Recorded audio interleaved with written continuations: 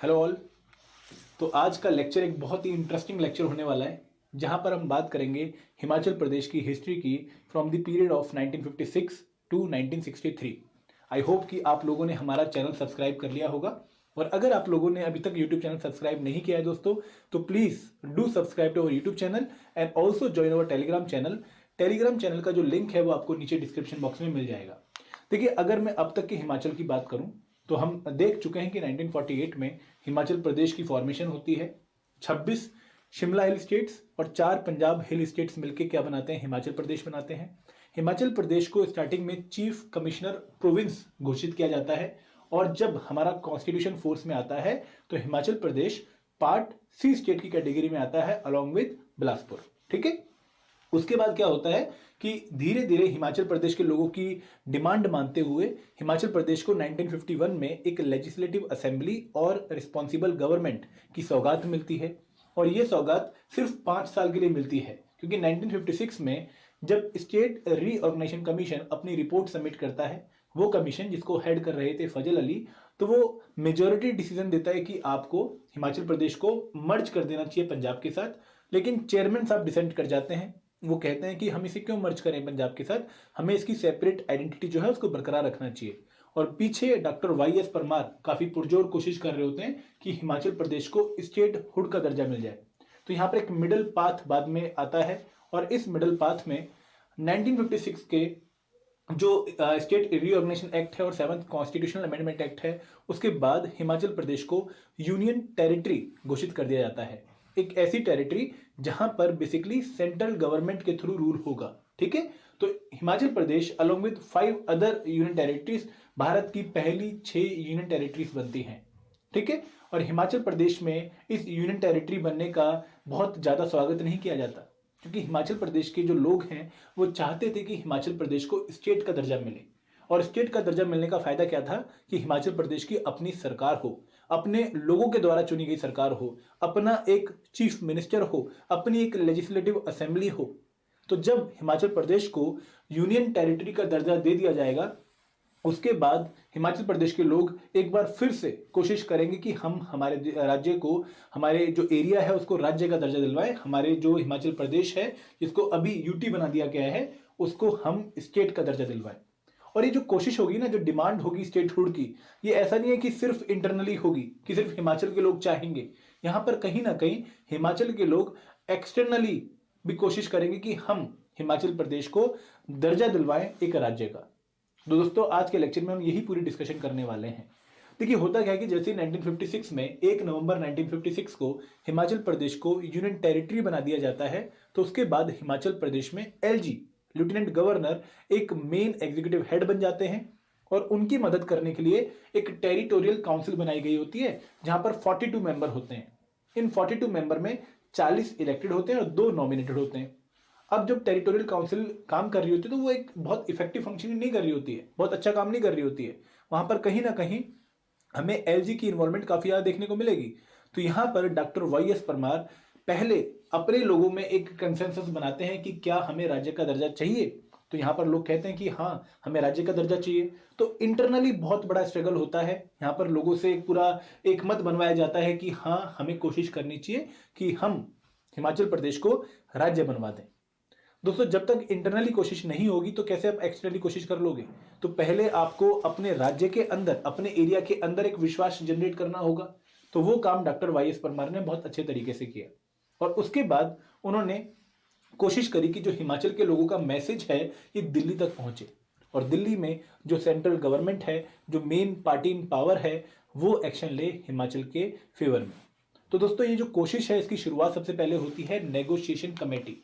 एक negotiation committee बनती है दिसंबर 1959 में, जिसको हेड कर रहे होते हैं डॉक्टर वाई एस परमार। इस कमेटी का नाम नेगोशिएशन कमेटी क्यों है?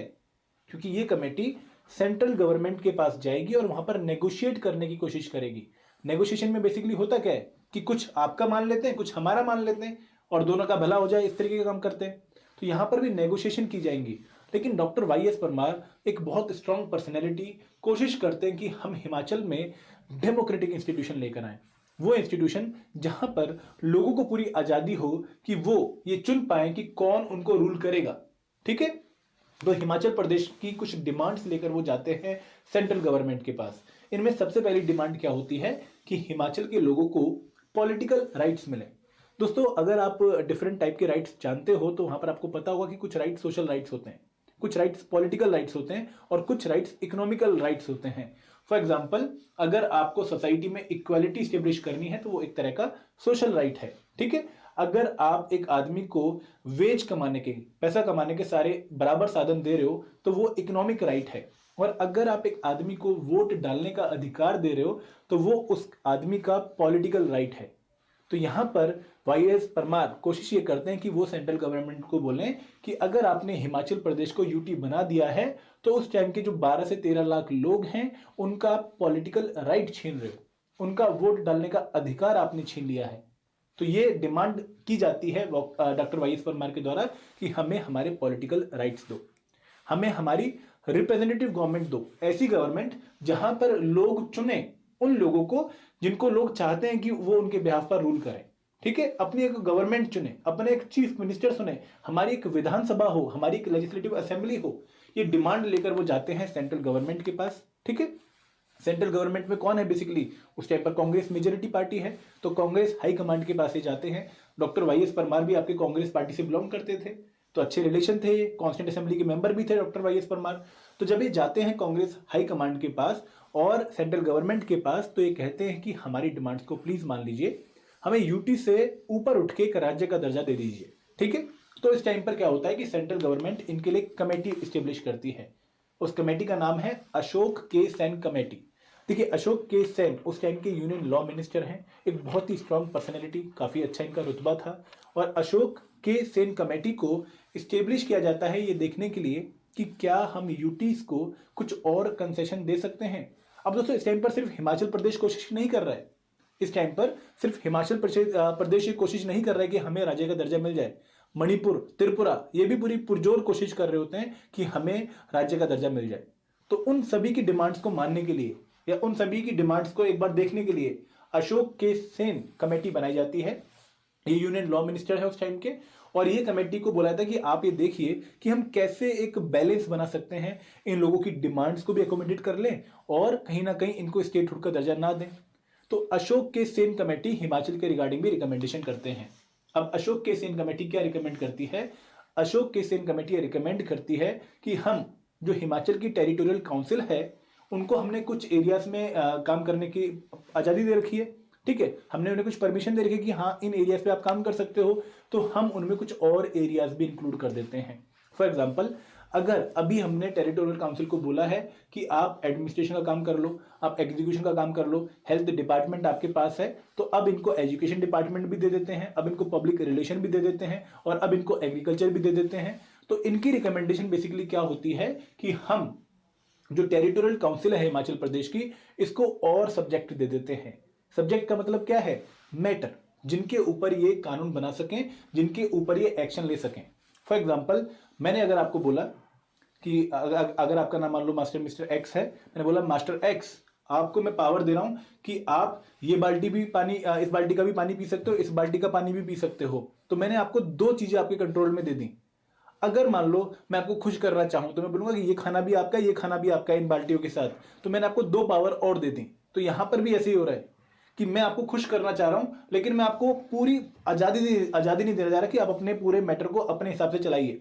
मैं आपको सिर्फ कुछ सिलेक्टेड मैटर दे रहा हूं। तो यहां पर अशोक के सेन कमेटी कहती है कि हम एक काम करते हैं, इनको थोड़े बहुत मैटर्स और दे देते हैं, थोड़े बहुत सब्जेक्ट्स और दे देते हैं जिनके ऊपर ये लेजिस्लेट कर पाए। ठीक है, अब यहां पर ये तो ऐसा हो गया ना कि ले एक पैसा ले ले, फिर एक पैसा और ले ले, फिर एक पैसा और ले ले। अब बच्चा डिमांड कर रहा है कि हमें एक काम करो, पूरा पर्स दे दो, हम अपने हिसाब से निकालेंगे कि हमें कितना पैसा चाहिए, और आप हमें कह रहे हो कि एक नोट एक नोट एक नोट। तो यहां पर लोग खुश नहीं होते हैं। अशोक के सेन कमेटी से ना तो हिमाचल के लोग खुश होते हैं, ना मणिपुर के लोग खुश होते हैं, और ना ही त्रिपुरा के लोग खुश होते हैं। ये कहते हैं कि आपने तो हमें एक छोटा सा टुकड़ा दे दिया खुश करने के लिए, लेकिन हम बच्चे थोड़ी हैं। तो यहां पर अभी भी डिमांड बरकरार रखी जाती है। ये जो अशोक के सेन कमेटी है ना दोस्तों, ये बनती है 1960 में। याद रखिएगा, ये टाइम है 1960 का। नेगोशिएशन कमेटी हमारी कब बनी? दिसंबर 1959 में। और इसके एक साल बाद बनती है अशोक के सेन कमेटी 1960, और ये कमेटी अपनी रिकमेंडेशन देती है 1962 में। ठीक है, अब इस टाइम पर इसकी रिकमेंडेशन के बाद हिमाचल प्रदेश के लोग और गुस्सा हो जाते हैं कि एक तो कमेटी भी बनाई और उस कमेटी ने कंसेशन भी नहीं दिए। तो उसके बाद अब स्टेट गवर्नमेंट के काफी एक्शन के बाद सेंट्रल गवर्नमेंट को लगता है कि नहीं, हमें कुछ और करना चाहिए। और उस टाइम के होम मिनिस्टर हैं लाल बहादुर शास्त्री, एक बहुत ही पावरफुल पर्सनैलिटी। वो कहते हैं कि आप ऐसे हाफ हार्टेड मेजर्स क्यों ले रहे हो, आप ऐसे मेजर्स क्यों ले रहे हो जो पूरे दिल से नहीं है, आप छोटे छोटे कंसेशन दे रहे हो। क्यों ना हम लोगों को वो चीज दे दें जो लोग सच में चाहते हैं, हम लोगों को डेमोक्रेटिक इंस्टीट्यूशन दे देते हैं ताकि वो अपने हिसाब से अपनी गवर्नमेंट को चूज करें और वो गवर्नमेंट लोगों के हिसाब से लोगों को रूल करे। तो यहां पर अमेंडमेंट होती है हमारे कॉन्स्टिट्यूशन की लोगों के कंसेशंस को फुलफिल करने के लिए। अमेंडमेंट ध्यान रखिएगा, 7th अगर कॉन्स्टिट्यूशन अमेंडमेंट एक्ट है जिसने इनसे इस जो लेजिस्लेटिव असेंबली छीनी थी, जिनसे इनको यूटी का स्टेटस मिला था हिमाचल प्रदेश को, उससे डबल कर लीजिए। 14th अमेंडमेंट है जहां पर अब ये सेंट्रल गवर्नमेंट के द्वारा इनको परमिशन दी जाएगी कि हम आपकी जो लेजिस्लेटिव असेंबली है उसको आपको वापस कर रहे हैं। तो 14th कॉन्स्टिट्यूशनल अमेंडमेंट एक्ट की जाती है कॉन्स्टिट्यूशन की। उसके साथ साथ एक एक्ट और आता है government of union territory act of 1963, जहां पर अब परमिशन दे दी जाएगी हिमाचल प्रदेश को कि आप अपनी लेजिस्लेटिव असेंबली द्वारा से बना लीजिए। ठीक है, तो टेरिटोरियल काउंसिल जो कि 1962 में नई बॉडी इलेक्ट हुई थी द्वारा से, 1962 में दोस्तों जो टेरिटोरियल काउंसिल थी हिमाचल प्रदेश की, इसके इलेक्शन हुए थे। तो यहां पर कोशिश ये की गई कि हम नई विधानसभा के इलेक्शन नहीं करवाते हैं। ठीक है, जो ये टेरिटोरियल काउंसिल है इसी को कन्वर्ट कर देते हैं विधानसभा में। ठीक है, तो टोटल 42 मेंबर थे यहां पर, तो ये ही विधानसभा बन गई। क्लियर है वाली बात। अब विधानसभा बन गई, लेजिस्लेटिव असेंबली बन गई, तो अब गवर्नमेंट कौन बनाएगा? तो यहां पर डॉक्टर वाई.एस. परमार को पहला चीफ मिनिस्टर अगेन द्वारा बनाया जाता है। ठीक है, पहले बन चुके हैं एक बार 1951 से 56, लेकिन जब द्वारा इनको लेजिस्लेटिव असेंबली मिलती है तब भी चीफ मिनिस्टर कौन बनते हैं? डॉक्टर वाई.एस. परमार, और इनके अलावा 2 मिनिस्टर और बनते हैं। 1 जुलाई 1963 को नई कैबिनेट बनती है 3 मेंबर के साथ। ठीक है, नई काउंसिल ऑफ मिनिस्टर बनती है 3 मेंबर के साथ, और यहां पर डॉक्टर वाई.एस. परमार अगेन शपथ लेते हैं हिमाचल प्रदेश के मुख्यमंत्री की। अब दोस्तों यहां पर ऐसा नहीं कि पूरा स्ट्रगल खत्म हो गया है, अभी स्ट्रगल खत्म नहीं हुआ है। अभी तो इनको स्टेटस यूटी का ही मिला हुआ है, यूनियन टेरिटरी का ही मिला हुआ है, लेकिन इनको थोड़े से कंसेशन दे दिए हैं। एक और यहां पर कंसेशन क्या दिया कि आप कुछ और स्टेट्स पे सब्जेक्ट्स पे लेजिस्लेट कर सकते हो, लेकिन आपको हम पॉपुलर असेंबली नहीं दे रहे, लेजिस्लेटिव असेंबली नहीं दे रहे। लेकिन यहां पर इन्होंने क्या किया, इनको बोला कि आप भले ही यूटी रहो लेकिन आपको हम पॉपुलर गवर्नमेंट दे रहे हैं, जो कि मेजर डिमांड भी थी। आपने देखा कि पॉपुलर गवर्नमेंट चाहिए, चीफ मिनिस्टर चाहिए, पॉलिटिकल राइट्स चाहिए, रिप्रेजेंटेटिव इंस्टीट्यूशंस चाहिए, तो वो डिमांड फुलफिल कर ली। लेकिन अभी स्टेटहुड का दर्जा नहीं दिया, अभी राज्य का दर्जा नहीं दिया इनको। तो वो हम आगे वाले लेक्चर्स में कवर करेंगे कि अभी आगे कौन से ऐसे इंसिडेंट होंगे, चंडीगढ़ की फॉर्मेशन, हरियाणा की फॉर्मेशन, जिनसे हिमाचल प्रदेश का राज्य बनने का जो दर्जा है, उसकी जो डिमांड है, उसको पुरजोर एक सपोर्ट मिलेगा। ठीक है, तो ये हमारा एक इंपॉर्टेंट लेक्चर था। अब यहां पर हमें बैकग्राउंड में ये भी देखना है कि क्या हिमाचल के पॉलिटिकल मैप में कोई चेंज हुआ है। तो दोस्तों आप लोगों को याद होगा कि जब हिमाचल प्रदेश बना था तब वहां पर 4 डिस्ट्रिक्ट थे। कौन कौन से? चंबा, मंडी, महासू और सिरमौर। चंबा, मंडी और सिरमौर ये आपके पंजाब हिल स्टेट्स थे, और जो 26 शिमला हिल स्टेट्स थे उनको मर्ज करके महासू डिस्ट्रिक्ट बना दिया गया था। अब जो ये महासू डिस्ट्रिक्ट है बहुत बड़ा डिस्ट्रिक्ट है, यहाँ पर बहुत सारे छोटे छोटे प्रिंसली स्टेट्स थे।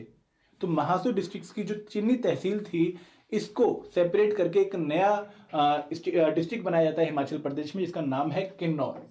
ठीक है, क्योंकि ये बहुत बड़ी डिस्ट्रिक्ट है, इससे चिन्नी तहसील को अलग करके किन्नौर बनाया था। इसमें रामपुर तहसील के भी कुछ गांव आते हैं, 14 के आसपास विलेज आते हैं। और इससे पहले आपको पता है कि बिलासपुर 1954 में पार्ट बन चुका था हिमाचल प्रदेश का।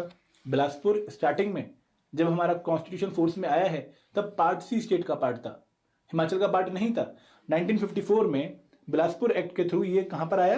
हिमाचल प्रदेश में। हिमाचल प्रदेश का 5वां डिस्ट्रिक्ट बना। और अब 1960 में 1 मई 1960 को हिमाचल प्रदेश का 6ठा डिस्ट्रिक्ट हमें देखने को मिलेगा, जो है Kinnaur.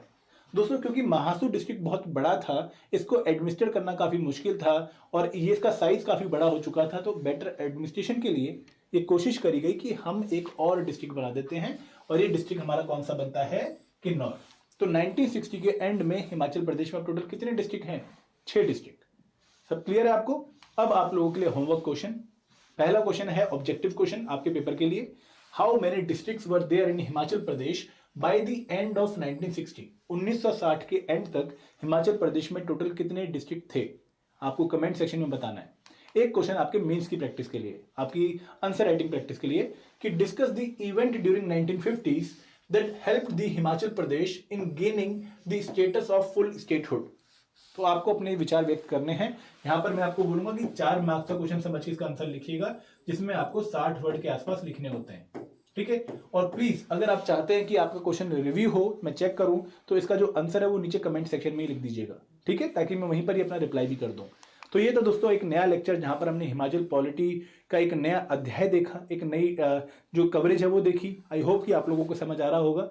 Thank you very much. जय हिंद, जय भारत।